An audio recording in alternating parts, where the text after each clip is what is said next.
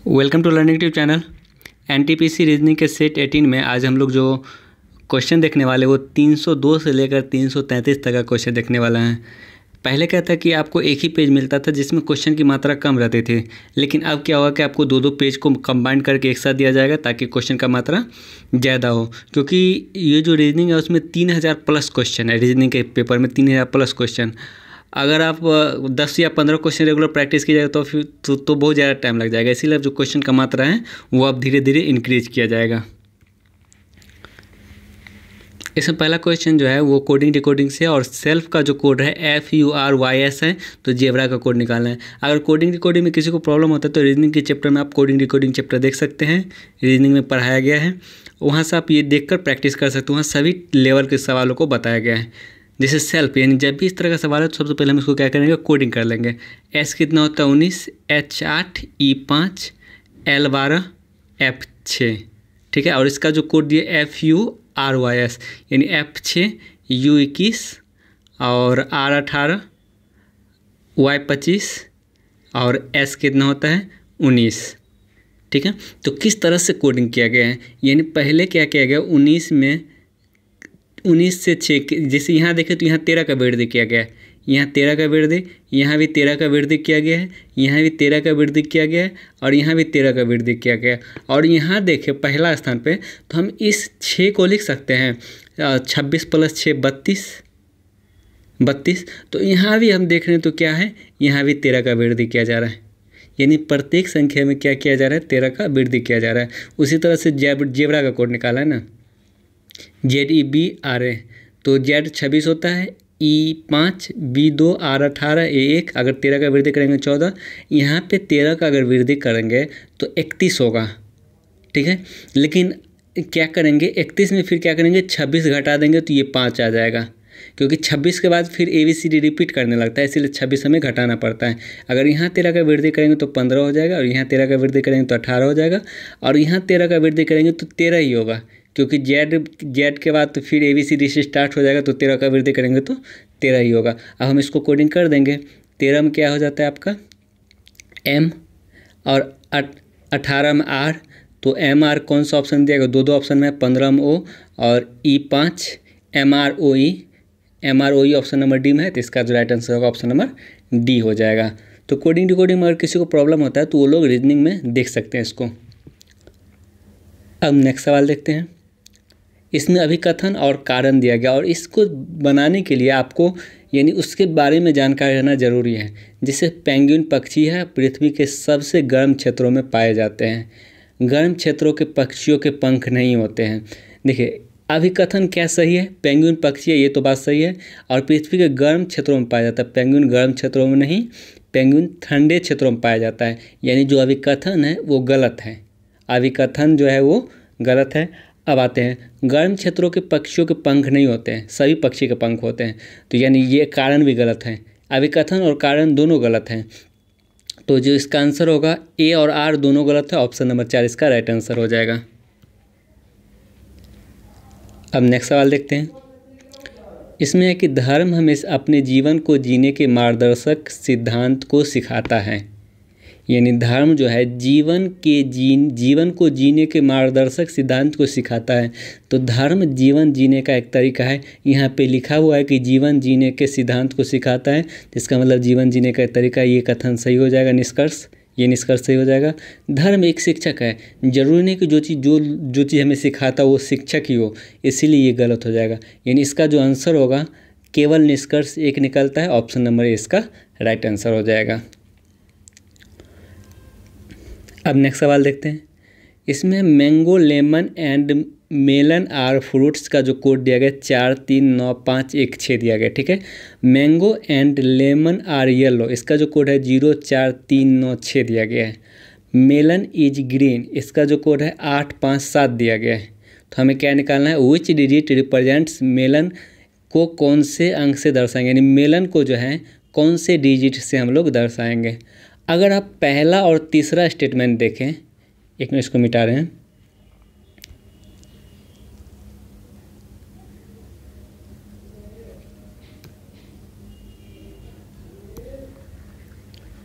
अगर आप पहला और तीसरा स्टेटमेंट देखो, यानी ये वाला स्टेटमेंट और ये वाला स्टेटमेंट, इसमें मेलन कॉमन मिल रहा है, यानी इसमें मेलन दोनों में कॉमन मिल रहा है, और इसमें क्या चीज़ कॉमन मिल रहा है, इस दोनों में 5 कॉमन मिल रहा है। यानी जो चीज़ एक दूसरे में कॉमन होता है वो एक दूसरे का कोड हो जाता है। यानी इस दोनों में मेलन कॉमन मिल रहा है और इस दोनों में 5 कॉमन मिल रहा है, तो इसका मतलब मेलन का जो कोड होगा वो क्या हो जाएगा, 5 हो जाएगा। ऑप्शन नंबर ए इसका राइट आंसर हो जाएगा। अब जैसे HGIJLKMN के आगे स्थान पे क्या आएगा, सबसे पहले इसको कोडिंग कर लेते हैं। G7H8, ठीक है। J9 J10, उसके बाद L12 K11, उसके बाद MN यानी M13 N14। तो आगे 2 स्थान पे क्या आएगा, इसको थोड़ा सा बड़ा कर लेते हैं। ये 8-7, उसके बाद था IJ यानी 9-10, उसके बाद L12 K11, उसके बाद है MN यानी M13 N14। तो सबसे पहले दोनों में पहला अक्षर देखते हैं, ये दोनों में क्या करते हैं, पहला अक्षर देखते हैं।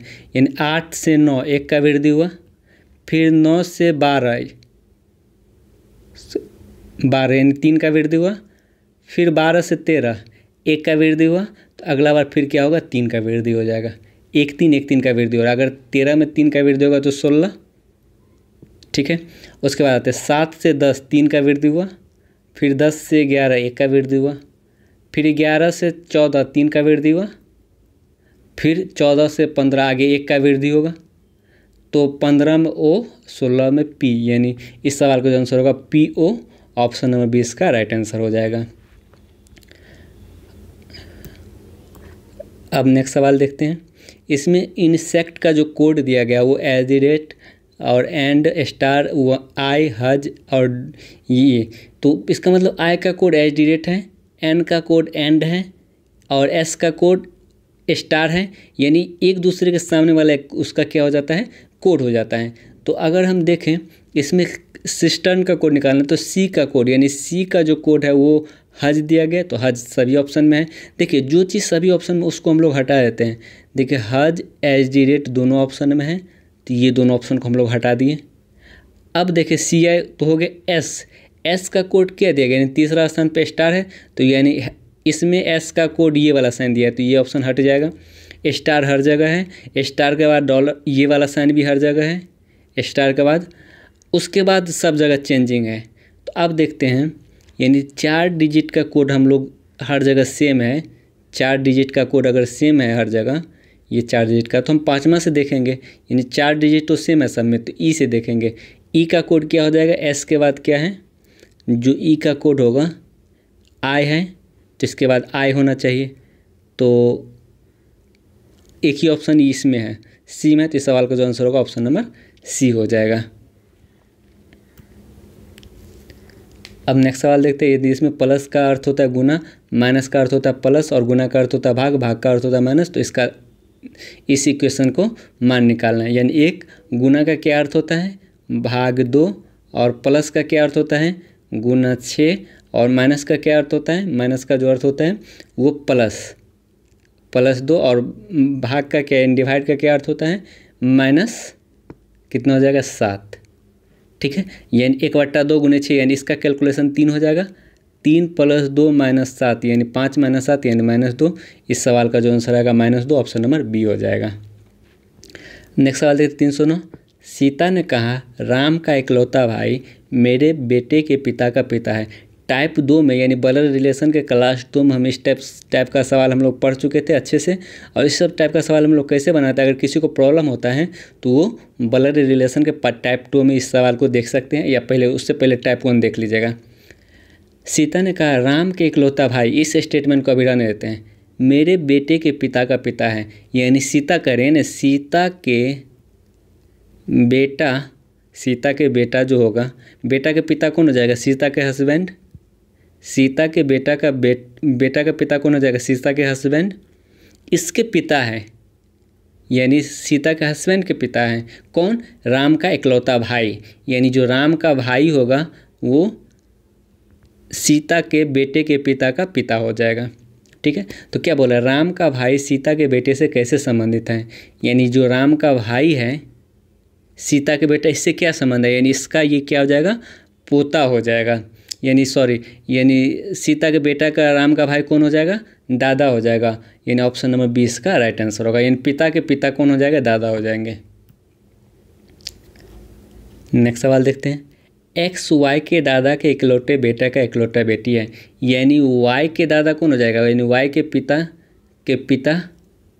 यानी एक्स जो है वाई के दादा के इकलौता बेटा का इकलौता बेटी है, यानी जो एक्स है वो वाई के दादा इसका बेटा का इकलौता बेटी है, इसका मतलब वाई की बहन हो जाएगी, यानी सवाल का आंसर होगा ऑप्शन नंबर बी हो जाएगा।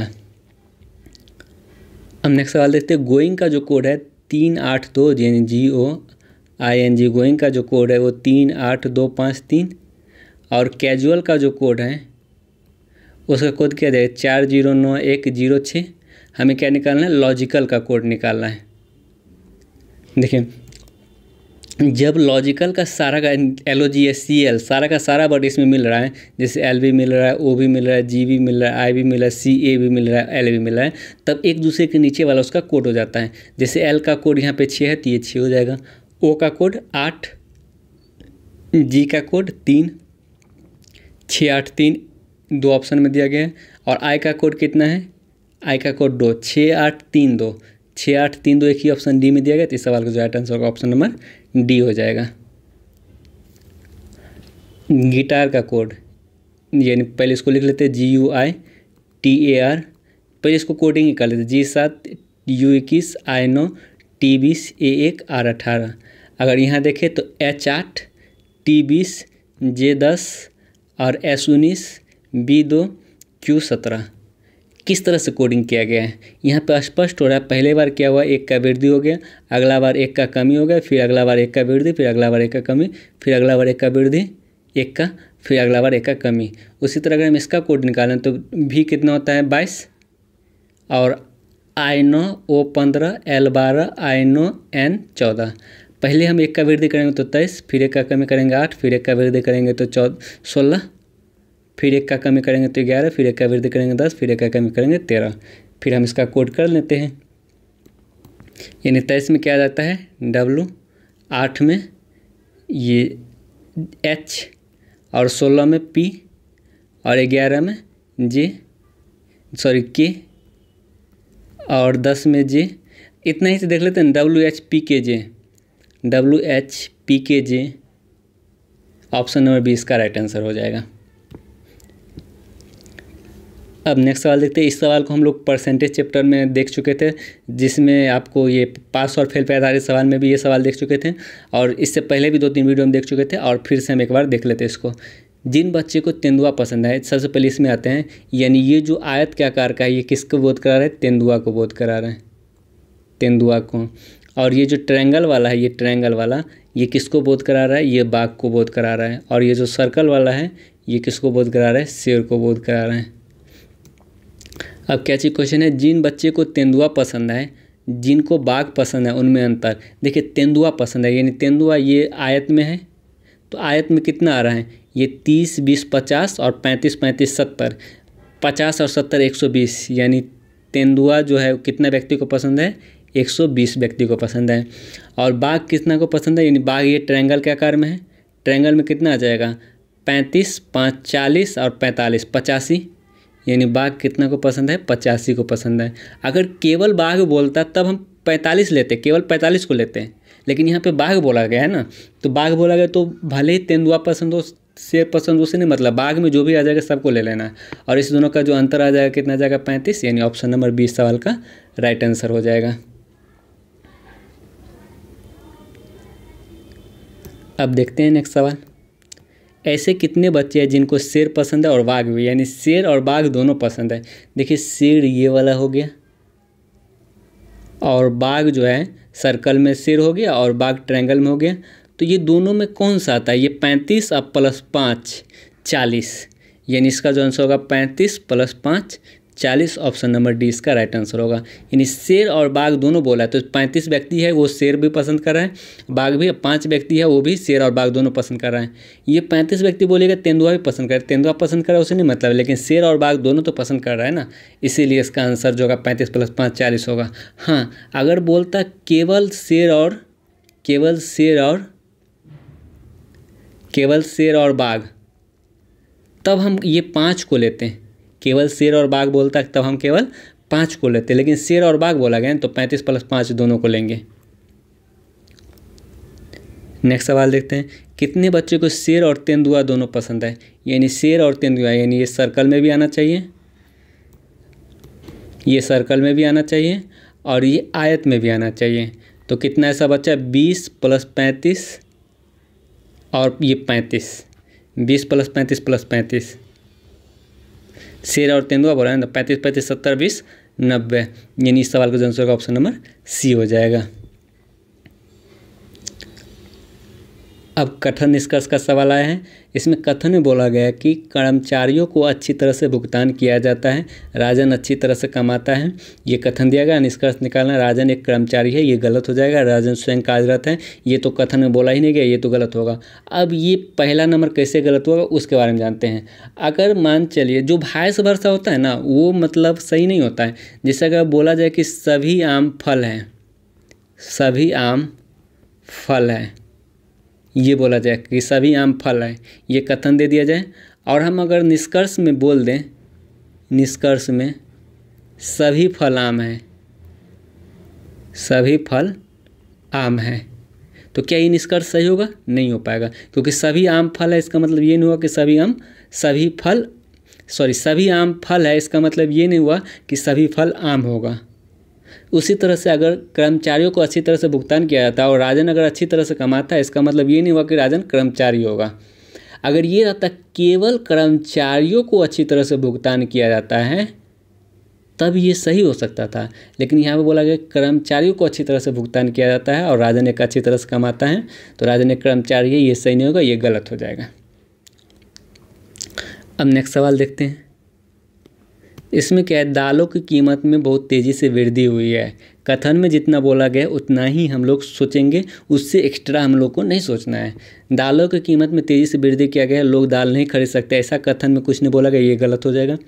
दाल एक दुर्लभ वस्तु बन गई, ये भी कुछ नहीं बोला गया, केवल वृद्धि का बात किया गया है ना, तो ये भी निष्कर्ष नहीं निकला गया। यानी ना तो 1 ना तो 2, यानी ऑप्शन नंबर डी इसका राइट आंसर होगा। ना तो 1 निष्कर्ष निकलता है ना 2, इसमें से भी दोनों में से कोई निष्कर्ष नहीं निकलता है।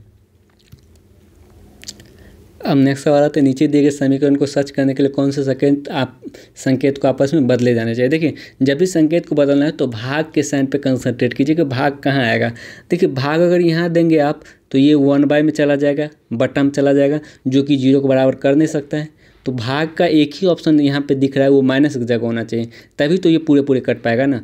अगर आप माइनस और भाग को बदल कर देखें तो यानी 2 - 16 भाग 8, 16 भाग 2 + 6 × 1, तो ये कितना हो जाएगा 8, ये 6, यानी 2 - 8 + 6, 6 2 8 में 8 गया 0, यानी माइनस को और भाग को बदलने पे option number C, equation satisfied हो जाता है, इसीलिए इस सवाल का जो आंसर होगा ऑप्शन नंबर सी हो जाएगा। अब नेक्स्ट सवाल सीटिंग अरेंजमेंट से है। इसमें बोला गया कि 5 अचार आम, नींबू, टमाटर, करौंदा और लहसुन बाएं से दाएं तरफ एक पंक्ति में 5 जार में क्रम रहित रखा जाता है। यानी 5 जार में 5 अचार को रखा गया है, ठीक है। अब बोला करौंदा किसी भी किनारे पे नहीं, यानी करौंदा यहाँ जहाँ पे नहीं रहेगा उसको रख के वहाँ पे काट देंगे, यानी करौंदा यहाँ नहीं आएगा और करौंदा यहाँ नहीं आएगा, क्योंकि किसी भी किनारे पे नहीं आएगा। ये स्टेटमेंट का यूज कर लिए। आम और लहसुन के बीच में 1 जार है, आम लहसुन यहाँ रखेंगे तो भी 1 जार बीच में आ जाएगा, यहाँ और यहाँ रखेंगे तो भी 1 जार बीच में आ जाएगा। इसका स्थान अभी फिक्स नहीं है, इसीलिए अभी इस स्टेटमेंट का यूज नहीं करेंगे। और टमाटर नींबू के बाएं तरफ रखा गया है। देखिए, नींबू यहाँ रखेंगे तो टमाटर यहाँ जाएगा, नींबू यहाँ रखेंगे तो टमाटर यहाँ जाएगा, नींबू यहाँ रखेंगे तो टमाटर यहाँ जाएगा। इसका भी स्थान फिक्स नहीं है, इसीलिए अभी इस स्टेटमेंट को फॉलो नहीं करेंगे। अब है बाएं से दूसरे जार में लहसुन है, ये स्टेटमेंट फिक्स है आपका। बायां ये हुआ, बायां से दूसरा जार, पहला जार और दूसरा जार, इसमें क्या है, लहसुन है, इसमें लहसुन है, और ये स्टेटमेंट को फॉलो कर लिए। उसके बाद क्या बोला, आम और लहसुन के बीच में 1 जार है, आम और लहसुन के बीच में 1 जा रहा है, तो इसका मतलब आम केवल यहाँ हो सकता है, तभी तो आम और लहसुन के बीच में 1 जार ये बच जाएगा। देखिए करौंदा यहाँ नहीं आ सकता, यहाँ नहीं आ सकता, किनारा पे नहीं आ सकता, इसका मतलब करौंदा का एक ही स्थान बचा, यहाँ आ जाएगा। चलिए बाकी अब एक स्टेटमेंट और बचा है मेरे पास, उसका भी यूज कर ले हैं। यानी टमाटर नींबू के बाईं तरफ है, यानी नींबू के बाईं तरफ टमाटर है, बाईं तरफ ये हो जाएगा टमाटर है, तो इसका मतलब टमाटर यहाँ आ जाएगा और नींबू यहाँ आ जाएगा। ठीक है, तुरंत बाएं नहीं ना बोला, बाएं तरफ कहीं भी है ये नहीं बता गया। तुरंत बाएं बोलता तब टमाटर यहाँ आता, लेकिन बाएं तरफ बोला गया तो यहाँ भी आ सकता है, यहाँ भी आ सकता है, यहाँ भी आ सकता है, यहाँ भी, बायां कहीं भी आ सकता है। अब जब हम सबको सीटिंग कर लिए, यानी सबको हम अरेंज कर लिए, अब हम सवाल इजीली बना सकते हैं। नींबू बाएं से कौन से जार में, यानी बाएं से पूछ रहा है ना, बायां मेरा हाथ ये हुआ, यानी इस बाएं से नींबू कैमा है, लास्ट में यानी 5वां है, यानी इस सवाल का आंसर ऑप्शन नंबर ए हो जाएगा। बीच वाले जार में करौंदा आ गया, यानी ऑप्शन नंबर सी। किन जार के बीच में 2 जार हैं, एक तो टमाटर और आम के बीच में है, टमाटर आम अगर ऑप्शन में ठीक है ना, तो फिर लहसुन और नींबू ले लेते हैं, तो टमाटर आम है ही है, तो ऑप्शन नंबर डी इसका राइट आंसर हो जाएगा। अब नेक्स्ट सवाल देखते हैं। इस सीरीज में यहाँ कितना का कमी हुआ, 0.5 का, फिर यहाँ कमी होगा, फिर यहाँ कमी होगा, अगला बार कितना कमी हुआ 3.5 का, अगला बार कितना कमी हुआ 4.5 का। यानी देखिए 0.5 फिर 1.5 फिर 2.5 इस तरह से कमी हो रहा है। अगर 49 में 1.5 का कमी करेंगे तो 48 आ जाएगा। इस सवाल का आंसर ऑप्शन नंबर बी हो जाएगा। अब ये कोडिंग डिकोडिंग का सवाल है। दिल्ली का कोड जो है QRYU भी दिया गया, यानी D4 E5 L12 H8 I9। Coding कर लेते सबको। Q17 और R18 Y25 U21 और V22। तो यहाँ पे किस तरह से कोडिंग किया गया, यानी सब में क्या किया गया 11, यहाँ पे 7 का वृद्धि किया गया है, और यहाँ पे 13 का वृद्धि, यहाँ भी 13 का वृद्धि, यहाँ भी 13 का वृद्धि, और यहाँ भी 13 का वृद्धि। यहाँ 7 का वृद्धि कैसे, सॉरी यहाँ भी तो 13 का ही वृद्धि किया गया ना, 4 से 17 यानी 13 का वृद्धि, यानी हर जगह 13 का वृद्धि किया गया है। तो यानी बॉम्बे में भी हम लोग 13 का वृद्धि कर देंगे। B2 O15 M13 B2 A1 और Y25। अगर हम इसमें 13 का वृद्धि करेंगे तो 15, इसमें 13 का वृद्धि करेंगे 28, और 28 यानी 26 से जो भी ऊपर जाए तो उसको हम क्या करेंगे 26 से घटा देंगे तो 2 हो जाएगा। इसमें 13 का वृद्धि करेंगे 26, इसमें 13 का वृद्धि करेंगे 15, इतना ही में आंसर मिल जाएगा आपको। यानी 15 में O, 2 में B, 26 में Z और 15 में O भी Z कहीं पे है, O भी Z ऑप्शन नंबर डी इसका राइट आंसर होगा। बाकी आगे भी चेक कर सकते थे, लेकिन इतना ही पे जब आंसर मिला है तो हम आगे क्यों चेक करें। नेक्स्ट सवाल देखते, जैसे थैंक्स का जो कोड है SKNATH, यानी उल्टा लिख दिया, यानी THANKS। उसी तरह वेलकम का कोड WELCOME, यानी ऑप्शन नंबर बी इसका राइट आंसर, उल्टा लिख दिया गया उसको। अब इसमें सेम पीछे वाला तरह का सबके साइन को चेंज करना। 13 प्लस का अर्थ होता है गुना 8, और गुना का जो अर्थ होता है वो प्लस 11, और भाग का जो अर्थ होता है वो माइनस। 13 × 104, अब प्लस 11 में से गया 10, यानी 114। 1 मिनट, यहाँ पे 6 दिया गया, तो 11 में से 6 गया 5, ये 11 में से 6 गया 5, यानी 104 + 5 जो है वो 109 हो जाएगा। ऑप्शन नंबर इस सवाल का राइट आंसर। अब नेक्स्ट सवाल देखते हैं। 60 छात्रों में 15 को स्कूल प्रश्नोत्तरी प्रतियोगिता प्रतिनिधित्व करने के लिए चयन किया गया। ये कथन दिया गया कि 60 में से 15 छात्र को यानी क्वेश्चन आंसर के लिए सेलेक्ट किया गया है। स्कूल में केवल 15 छात्र बुद्धिमान है, ये कह सकते हैं, यानी कथन से आप ये निष्कर्ष निकाल सकते हैं केवल 15 छात्र ही बुद्धिमान है, ये निष्कर्ष नहीं निकल सकता इस कथन से। भाग लेने वाला स्कूलों को प्रति स्कूल छात्रों की संख्या पर एक अधिकतम सीमा दी गई, ऐसा कुछ कथन में बोला गया है, नहीं बोला गया, यानी ये भी निष्कर्ष नहीं निकल रहा है उस कथन से। तो यानी जो ना तो 1 ना तो 2 दोनों में से कोई अनुसरण नहीं करता है। अब 327 फिर कोडिंग डिकोडिंग का सवाल है, यानी E5 दिया गया है और RED कितना दिया गया है 27, यानी R18 E5 D4 18 5 23 4 27 सबको जोड़ दिया गया है। तो हमें क्या निकालना है READ का कोड निकालना है। जब हम इसका कोड RED का कोड 27 है और A एक्स्ट्रा जुट रहा है तो यानी 27 + 1 28। ऑप्शन नंबर डी सी इसका राइट आंसर हो जाएगा। अब नेक्स्ट सवाल ये भी डायग्राम का सवाल है। इसमें बोला गया ये जो त्रिभुज है वो क्रिकेट खेलने वाले बच्चों को दर्शाता है, यानी ये जो त्रिभुज है वो क्रिकेट को दर्शाता है। और फुटबॉल ये जो सर्कल है ये किसको दर्शाता है? फुटबॉल खिलाड़ी को दर्शाता है, फुटबॉल। और ये जो वर्ग है वो बैडमिंटन खिलाड़ी को दिखाता है।